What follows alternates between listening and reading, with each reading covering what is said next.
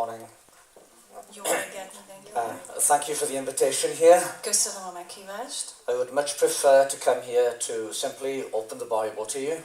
Hát így sokkal jobb jönni, hogy egyszerűen megnyitjuk a Bibliát. But I was asked to come to deal with this particular subject, and especially how the church can be an open church, welcoming people who maybe struggle with homosexuality. Tehát az jobb, amikor az igét megnyitjuk, de ugye most megkértek engem arra, hogy egy ilyen különleges témáról beszéljek, amelyhez ugye mindannyian szembesünk, és valamilyen módon, mint gyülekezet is kell hozzá viszonyulnunk.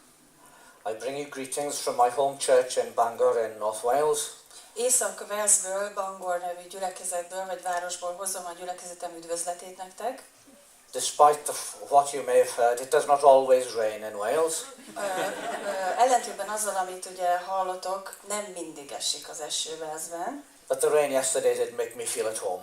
De tegnap az eső, amit itt tapasztaltam, teljesen úgy éreztem, hogy otthon vagyok. Maybe it would be good if we began with a reading from the Bible.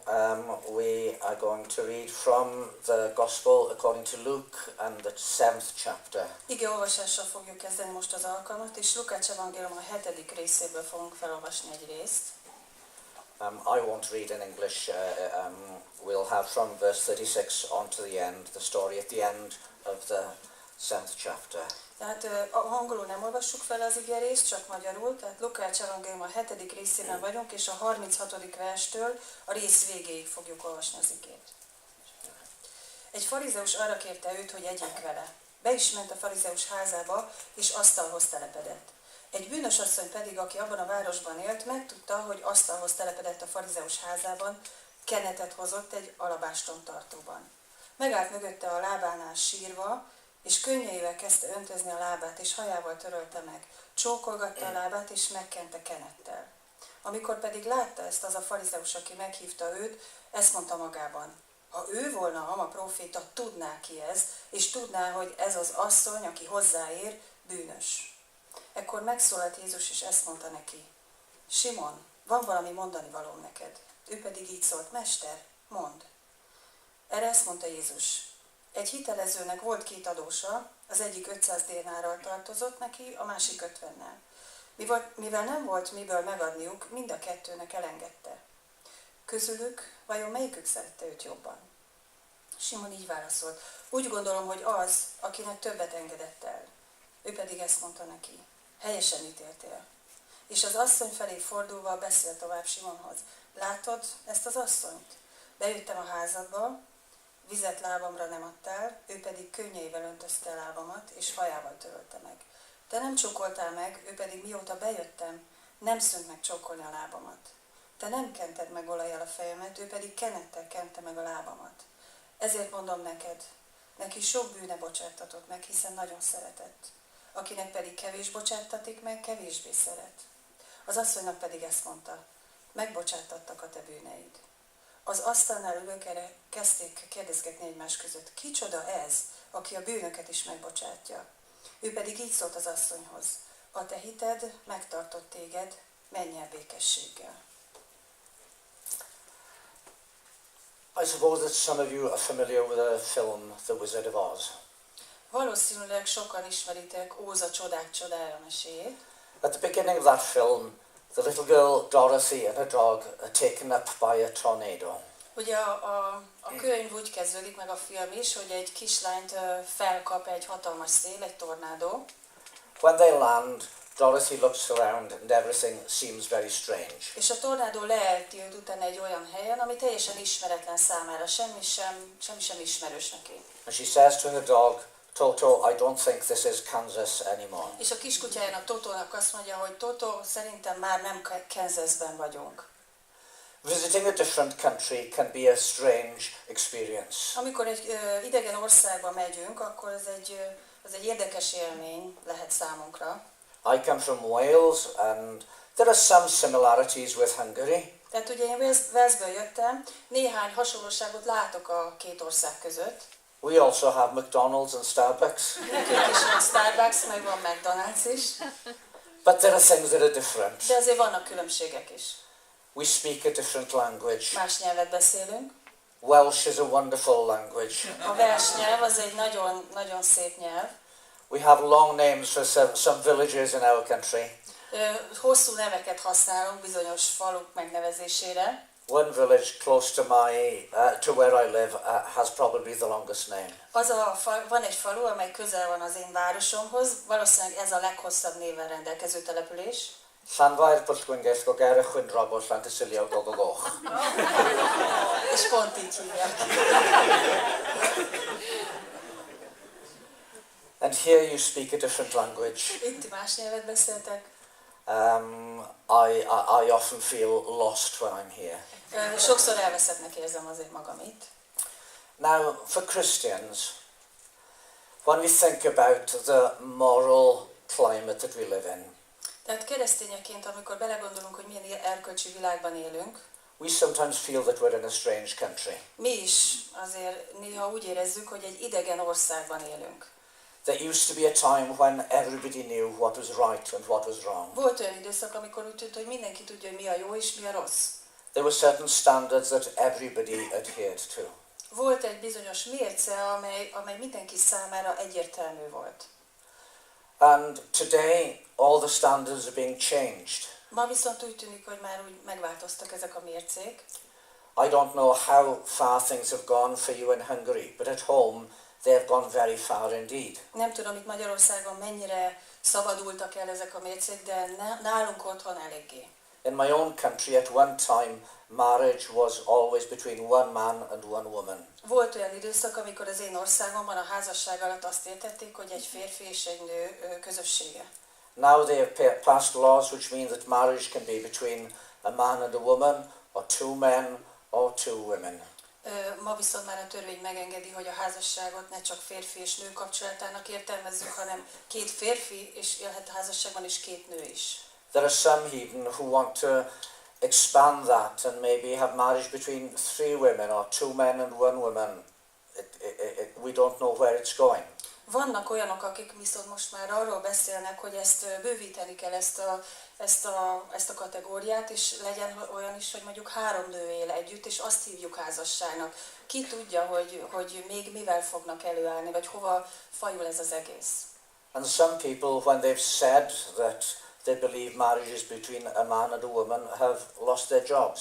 Vannak olyanok, akik azért veszítették el állásukat, mert ők kitartanak amellett, hogy ők úgy gondolják, a házasság csak férfi és nő között lehet. Street preachers have been taken to court because of what they were saying about sexuality. Tehát voltak olyan utcai evangelizáló pásztorok, akiket azért citáltak bíróságra, mert ők ezt a véleményüket hangoztatták nyilvánosan. So how does the church respond to this new challenge? Úgyhogy akkor az egyház hogyan is viszonyul ehhez az új kihíváshoz? Christians have not always responded well to these new developments. A keresztények nem mindig helyesen viszonyultak ezekhez a fejleményekhez. There are times when we have not understood what people are facing. Volt olyan időszak, amikor egyszerűen nem értettük, hogy mivel néznek szembe az emberek. There are times when we have been guilty of persecuting people who are different. És volt olyan időszak, amikor igenis üldöztük azokat, akik mások voltak, mint mi. So what are we going to do now? Because these issues are going to come to face us, each one of us, in some way. De akkor mi most hogyan viszonyulunk ez az egészhez? Mit fogunk csinálni? Mert mindannyian szembe fogunk találkozni ezzel a kérdéssel az életünkben.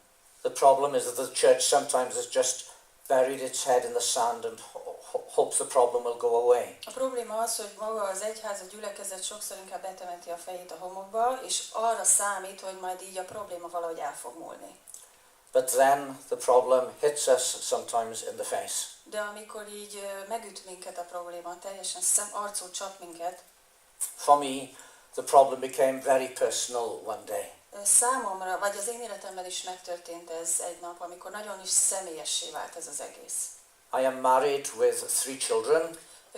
Házas vagyok, és 3 gyermekem van. The eldest is married, he has 2 children himself. A legidősebb az szintén házas, és van 2 gyermeke. He works for a Christian organization in my country.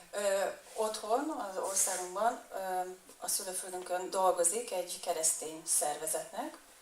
The second, she is in Slovakia as a missionary. A második gyermekem, ő egy lánygyermek, ő misszionáriusként dolgozik Szlovákiában. She is not married, although she would love to be married one day. Ő még nem házas, de szeretne majd egyszer férjhez menni. And the third is a lovely girl. She's a physiotherapist who works not far from where I live.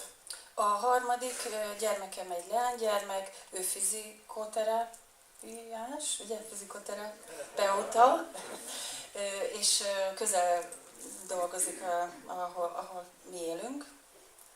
And one day she came home to see me and my wife and to tell us that she'd found the person she wanted to spend the rest of her life with. Egy nap hazajött, és leült beszélni velem és a feleségemmel, és közölte velünk, hogy megtalálta azt a társat, akivel szeretné leélni az életét. And this other person was a woman. És ez a másik ember, ez a társ egy nő volt. It's not theory for me. Úgyhogy számomra ez az egész nem teória már. I had to deal with that situation and wonder how we were going to respond in that situation. Mert nekem ezzel a helyzettel szembe kellett néznem, és el kellett döntenem, hogy hogy fogok ebben cselekedni, hogy viszonyulok hozzá. There may be families here who have similar experiences. Lehet, hogy van itt olyan család, aki már hasonlókon átment. Or maybe there's someone here like my daughter who is struggling with her own feelings today. Lehet, hogy van közöttünk olyan, aki olyan, mint a lányom, hogy ezekkel az érzésekkel küzdik. And as time goes on, I think you'll find that you'll have kids coming to your kids group whose parents maybe are a couple of the same sex. És arra is számíthatunk, hogy idővel olyan gyerekekkel is összetalálkozunk, akiknek a szülei azonos neműek. Or you have such couples coming and wanting to join the church. Vagy lehet, hogy jön olyan pár, akik azonos neműek, és ők szeretnének csatlakozni a gyülekezethez. So how do we deal with this situation? Úgyhogy amikor ilyen helyzettel találjuk magunkat szembe, akkor ehhez hogy viszonyulunk? Let's be clear to begin with that God has made very clear what his intention for us is. Először is szögezzük le, hogy Isten nagyon világosan megmondta, hogy mi az ő szándéka. God has created man and woman in his image. Isten férfivá és nővé teremtette az ő képmására az embert. Man and woman are equal. A férfi és a nő egyenlő. They are complementary. És kiegészítik egymást. And God's intention is that a sexual relationship should exist within marriage. És Isten szándéka elképzelése, eredeti elképzelése az, hogy a szexuális kapcsolat egy férfi és egy nő között valósuljon meg. One man and one woman together for life in commitment to each other. Egy férfi és egy nő, akik elkötelezik magukat egymás mellett egy egész életre. We hold to the purity of marriage. Mi így nézzük, vagy így látjuk a házasság tisztaságát. Ebben látjuk. But how do we react to people who are different? De hogyan viszonyulunk azokhoz, akik másképp gondolkodnak? In the story we read from the Bible, we had a Pharisee, Simon, and a sinful woman. Ugye ebben a történetben, amit felolvastunk az igéből, láttuk, hogy ott van Simon a farizeus és a bűnös asszony. The message that Simon was giving to this woman was, we don't want anything to do with you. Ugye Simon azt az üzenetet küldte az asszony felé, hogy nem akarjuk, hogy bármi közünk legyen hozzád. You shouldn't be here in my home. Egyáltalán nem is kéne itt lenned az én otthonomban. You shouldn't be coming into my fellowship. Nem lenne szabad ebbe a közösségbe, az én közösségembe belépned. And Simon thought that Jesus was doing something terrible. Jézus viszont azt gondolta, hogy Simon ezzel valami borzasztó dolgot követel. Even allowing this woman to touch his feet meant that he would be impure. Tehát maga az, hogy Jézus megengedte, hogy a nő hozzáérjen a lábához, azt jelentette, hogy ő ezzel tisztátalanná válik. How often has the church made other people feel they're not wanted? Hányszor volt ez, amikor a gyülekezet maga más embereket, akik be akartak jönni, nem kívánatos személynek nyilvánított, hogy így érezzék magukat? Now Jesus responded very differently to this woman. Jézus egészen máshogy reagált erre a nőre. He did not say that her sin was all right. Tehát nem azt mondta, hogy a nő bűne az teljesen rendben van. But he did say that she could experience forgiveness. De azt viszont mondta, hogy ez a nő is megtapasztalhatja a megbocsátást. He was grateful for her response to his own forgiveness. És He was grateful. Tehát, hogy, és hálás volt azért, hogy a nő reagált a megbocsátásra. Tehát ahogy ezt fogadta. He welcomed her without saying that what she was doing was right. És úgy fogadta Jézus a nőt magához, hogy egyúttal nem helyeselte azt, amit a nő tett, a bűnét. And so we are called to do the same thing. Mi ugyanerre vagyunk elhívva. We are called to be welcoming to people, especially today we're talking about people who follow a different path when it comes to sexuality. Arra vagyunk elhívva, hogy mindenki felé nyitottak legyünk, mindenkit befogadjunk, és azokat is, ez azokra is vonatkozik, akik másképp gondolkoznak a szexualitásról. The Pharisees' message was, I'm better than you. You stay where you should be. Ugye a farizeus azt kommunikált az asszony felé, hogy én jobb vagyok, mint te, és neked ott kell maradnod azon a szinten, ahol vagy.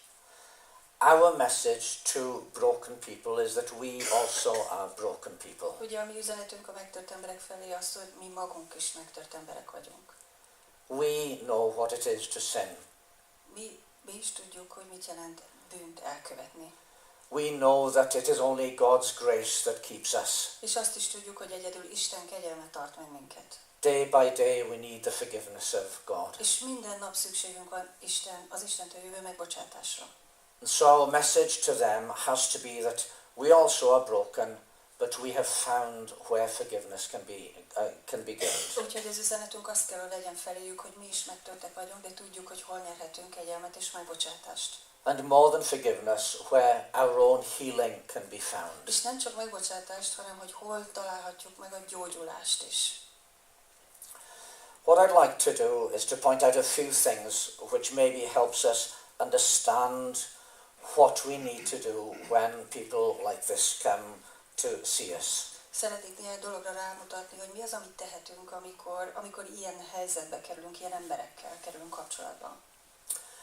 Firstly, not many people who follow the homosexual lifestyle will say that they have chosen to be like that. Azt tudnunk kell, hogy sokan vannak, akik a homoszexuális életstílust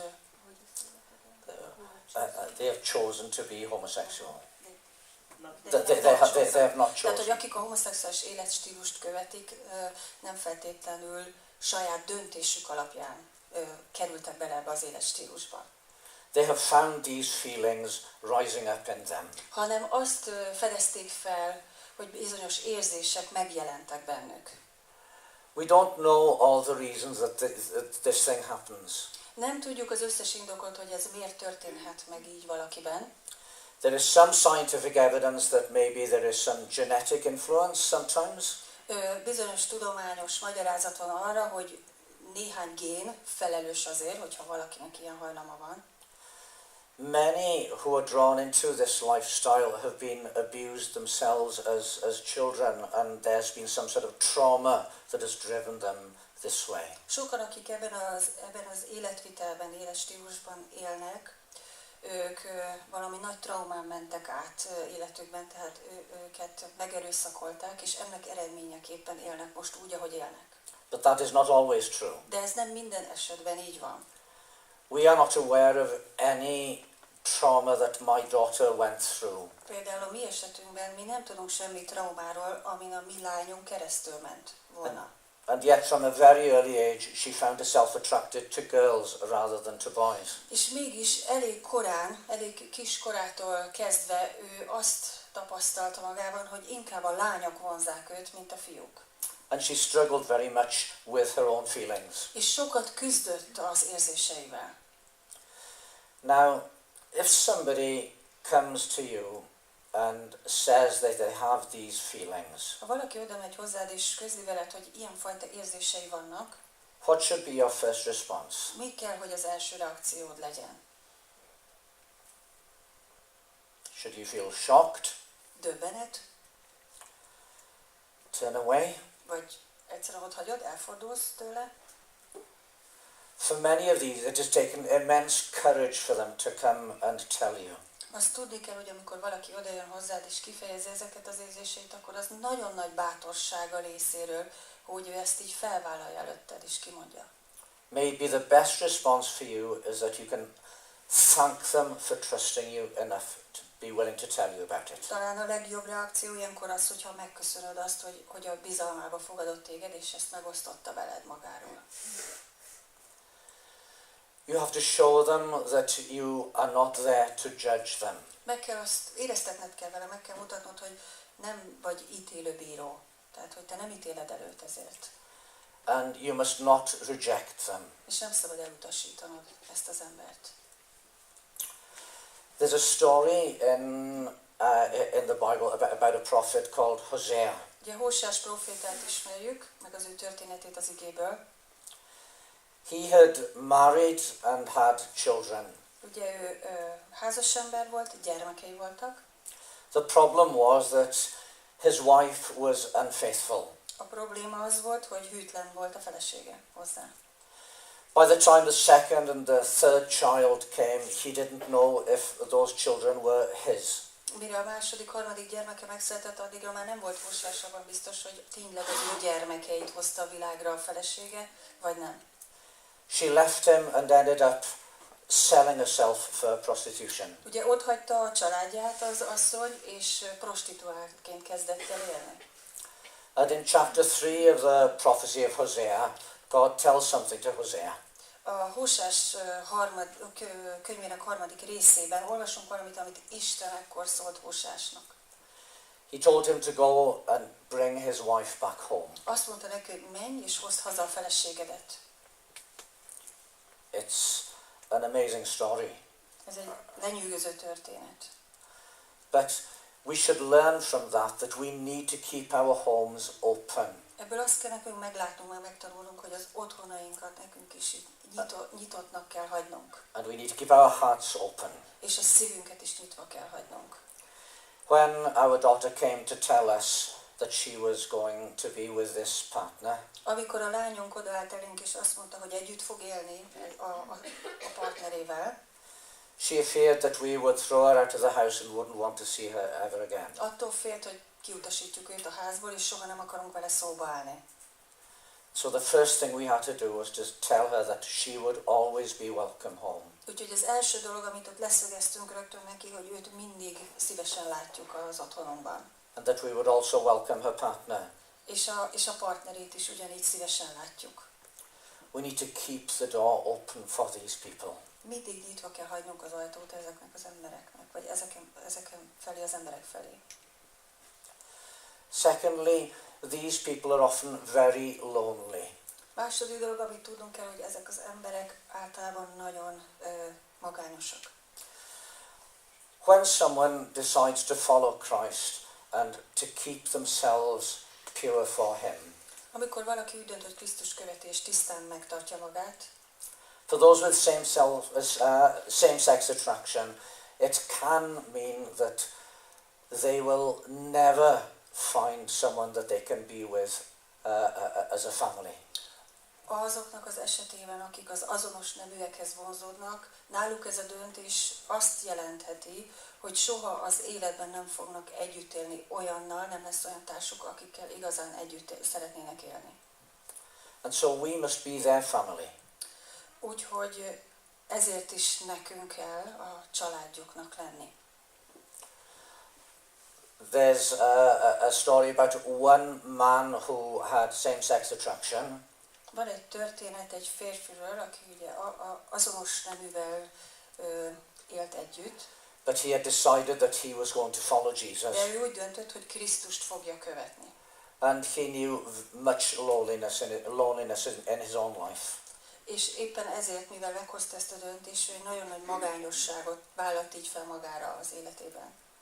One day, one family in the church came and gave him a gift. Egy nap a gyülekezetben egy család ajándékot adott neki. It was wrapped up in beautiful paper. Nagyon szép papírba volt becsomagolva. And he took off the paper, and there was a box. Kibontotta, és egy dobozt talált benne. And he opened the box, and in the box was a key. Kinyitotta a dobozt, és a dobozban egy kulcsot talált. And they said, "This is the key to our home." És a kulcsra azt mondták, ez a kulcs, a mi otthonunk kulcsa. Anytime you feel lonely or you feel you need help or company, come and walk into our home. Bármikor, amikor magányosnak érzed magad, amikor úgy érzed, hogy társaságra van szükséged, vagy segítségre van szükséged, nyugodtan használd a kulcsot, és bármikor jöhetsz hozzánk. During the day or the middle of the night, anytime. Bármikor, napközben, vagy akár éjszaka is. If we are asking people to sacrifice their hope of having a normal family life, then we must offer something to them so that they feel safe and welcome with us. Ha mi azt várjuk, vagy azt kérjük, hogy valaki feláldozza azt a reményét is, hogy ő együtt élhet valakivel az életben, akkor meg kell nyitnunk a saját életünket és a saját otthonunkat feléjük, hogy ne legyenek magányosak. We do need to be clear about what God is calling them to do. Tisztában kell lennünk azzal, hogy Isten őket mire hívja el, hogy mit tegyenek. My daughter knew very much what our view, well, not our view, but what the Bible teaches about same-sex relationships. A lányom abszolút tisztában volt azzal, hogy az ige, vagy tisztában van azzal, hogy Isten igéje mit tanít az azonos neműek kapcsolatáról. But a partner had no idea. De a társának mindenről tudomása sem volt. And so what we did was I wrote her a very long letter. To the partner? To the partner. Úgyhogy ezért én írtam egy nagyon hosszú levelet a lányom partnerének. In that letter I explained where we find our identity. És abban a levélben leírtam, elmagyaráztam, hogy mi hol találjuk meg, vagy miben találjuk meg az identitásunkat. Our identity isn't found in our sexuality. Nem a szexualitásunk szabja meg az identitásunkat, nem ott találjuk meg.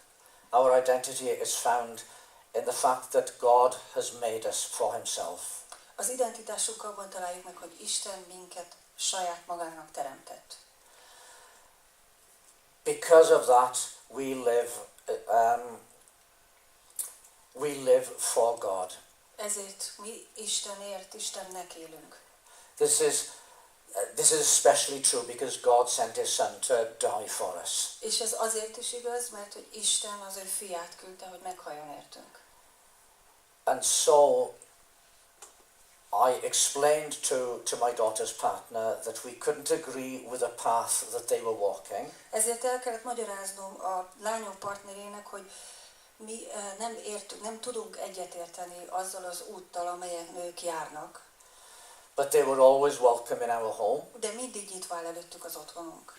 We would be honest with them, telling them where we felt they were going wrong. Mindig őszinték leszünk hozzájuk, és megmondjuk nekik, ahol úgy gondoljuk, hogy ők nem jó úton járnak. We did believe and we do believe that God had a better plan for them. És mi úgy hittük, és most is úgy hiszük, hogy Istennek egy jobb terve van az életükre. But we do it, we say this in a loving way to them. De mindezt szeretetteljes módon közöltük, meg közöljük velük. And people respect honesty. Az emberek tisztelik az őszintességet. We found that with our daughter, there were many people who said, we are very happy for you that you found your partner.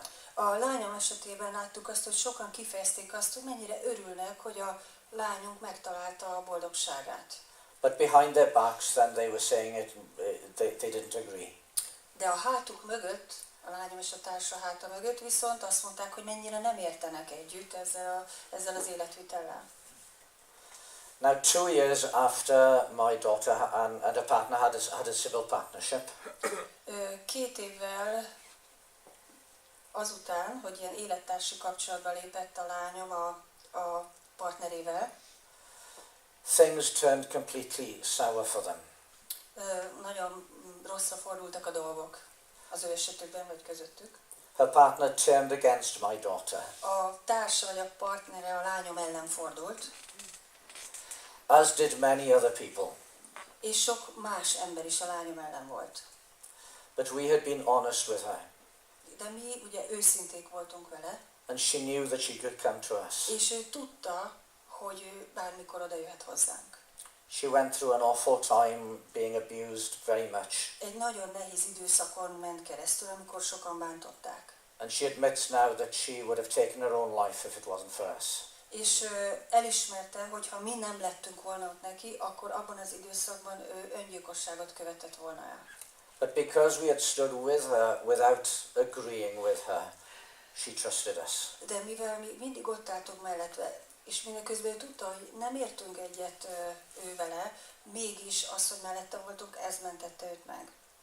There is much more that I could say about that. Erről még nagyon sokat, meg nagyon hosszan is tudnék mesélni.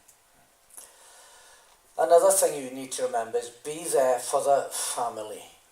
A másik dolog, amit tudnunk kell, hogy nyitottaknak kell lennünk az érintettek családja felé is.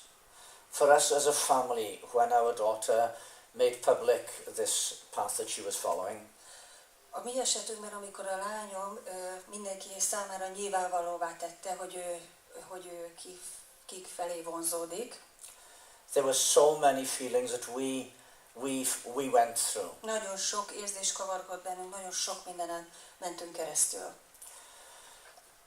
Were we guilty of doing something wrong when we brought our daughter up? Azon gondolkoztuk, hogy lehet, hogy mi rontottunk el valamit abban, ahogy mi felneveltük a lányunkat, hogy most itt ez az eredménye? What would the rest of the church think of us?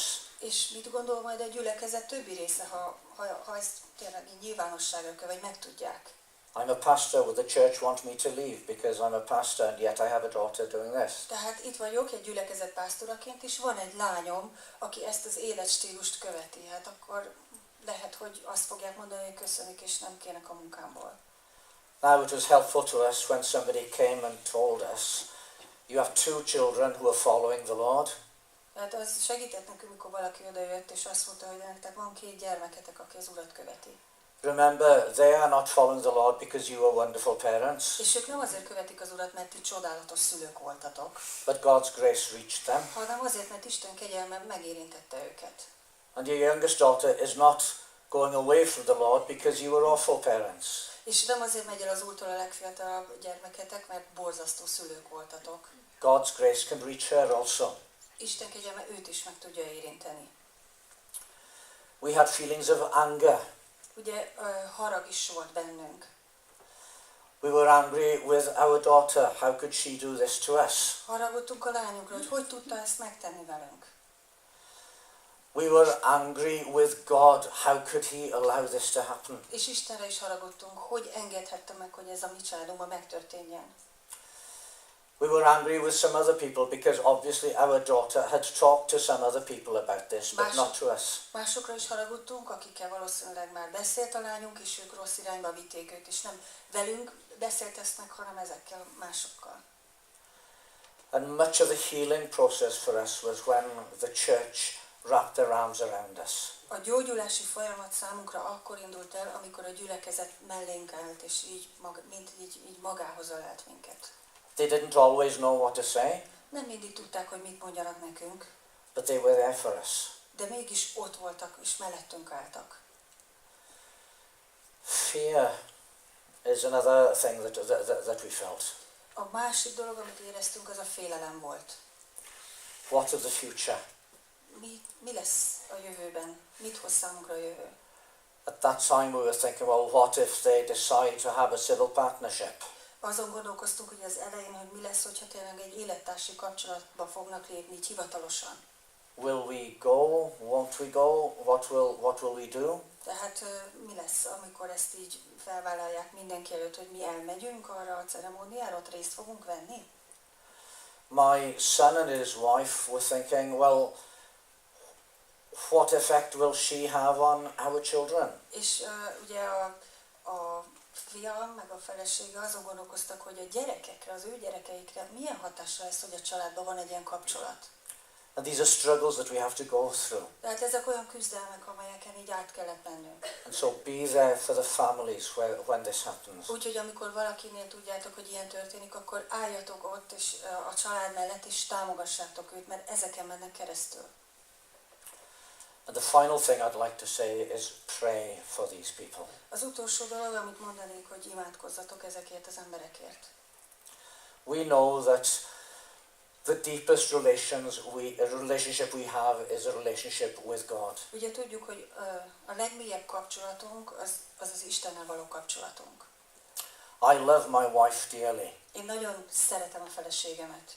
But there are things in my heart that she cannot satisfy. De vannak olyan dolgok a szívemben, amelyeket ő nem tud betölteni. There are things in her heart that I cannot satisfy. És az ő szívében is vannak olyan dolgok, amelyeket én nem tudok betölteni. It is only God who can really, truly satisfy our hearts. Egyedül Isten az, aki teljességgel meg tudja elégíteni a szívünket. Last night I was speaking about this issue and referring to the woman from Samaria, the woman by the well near Samaria. Tegnap este is beszéltem erről a témáról, és a beszélgetés közben utaltam a samáriai asszonyra, ugye, aki ott volt a kútnál. This woman was seeking satisfaction in getting a husband. Ugye ez a nő is a betöltekezést kereste, és ezt a férfiaknál kereste. She'd been married 5 times and 5 times she'd been divorced. Ugye 5-ször volt férnél, és 5-ször vált el. And now she was living with someone else. És utána pedig együtt élt valakivel, az 5. válás után.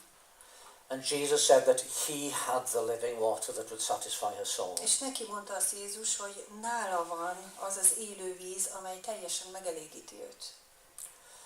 These people need Jesus as much as we need Jesus. Ezeknek az embereknek is szükségük van annyira Jézusra, mint amennyire nekünk. And Jesus can change them. És Jézus meg tudja őket változtatni. For some, he will take away these feelings they have for people of the same sex. Vannak olyanok, akiknek az esetében elveszi tőlük ezt az érzést, amit az azonos neműek iránt éreznek. But not for all. De nem mindenki esetében ez így történik. Some have to struggle with this all their life. Van, aki egész életén át küzdik ezekkel az érzésekkel. But God can use this even to make them more like Jesus. De Isten fel tudja ezt a küzdelmet használni arra, hogy őket mindinkább Krisztus képmására formálja. And the ministry that some of these people have is special. Az a szolgálat, amelyeket közülük néhányan végeznek, azok nagyon különleges szolgálatok. There is a book, there are some copies available, Is God Anti-Gay? Van egy könyv, amelyről néhány példány, hogy Isten vajon a melegek ellen van? Nem tudom, mi a magyar fordítása. It is written by a man who has same-sex attraction. Egy olyan férfi írta, aki az azonos neműek felé vonzódik. But he has decided that he is following Jesus and will live a celibate life. De ő úgy döntött, hogy Jézust fogja követni, és cölibátusban fog élni. And the book he has written is helpful in helping us to understand how we should react to people. Ez a könyv nagyon hasznos arra, hogy megértsük, hogy hogyan ezeket az embereket, és segít nekünk abban, hogy hogyan viszonyulunk hozzájuk. If there is hope for these people anywhere, it has to be in the church. Ha bárhol reménységet találhatnak ezek az emberek, akkor az, hogy a gyülekezetben kell, hogy legyen. So let's not be like the Pharisee looking down upon these people. Úgyhogy ne legyünk olyan, mint a farizeus, aki lenézi ezeket az embereket. Let us come to them as beggars telling other beggars where to find food. Hanem megyünk oda hozzájuk, mint koldus, az egyik koldus a másikhoz, aki meg tudja mondani, hogy hol van ennivaló. And if there is someone here who is struggling yourself, please, please, please, talk to your pastor, talk to me afterwards, whatever. Please don't keep it to yourself, but seek help. Hogyha bárki van közülünk olyan, aki ilyen érzésekkel küzdik, akkor ezt ne tartsd magadba, hanem beszélj a pásztoroddal, vagy beszélj velem. A lényeg, hogy ne tartsd saját magadba, hanem beszélj róla. And God can provide that help for you. Isten meg tudja adni neked a segítséget, amire szükséged van. Thank you for listening. Köszönöm, hogy meghallgattatok. As I say, I would have much preferred just to take a portion of the Bible and open it up for you. Ahogy mondtam, szívesebben néztem volna meg egy igét, és az ige magyarázatot adtam volna. But this is an issue that we really need to think about. De ez egy olyan téma, amiről tényleg el kell gondolkoznunk, és amiről beszélnünk kell. And may God bless you in your ministry here. És Isten áldjon meg titeket, meg a szolgálatotokat. Köszönjük szépen.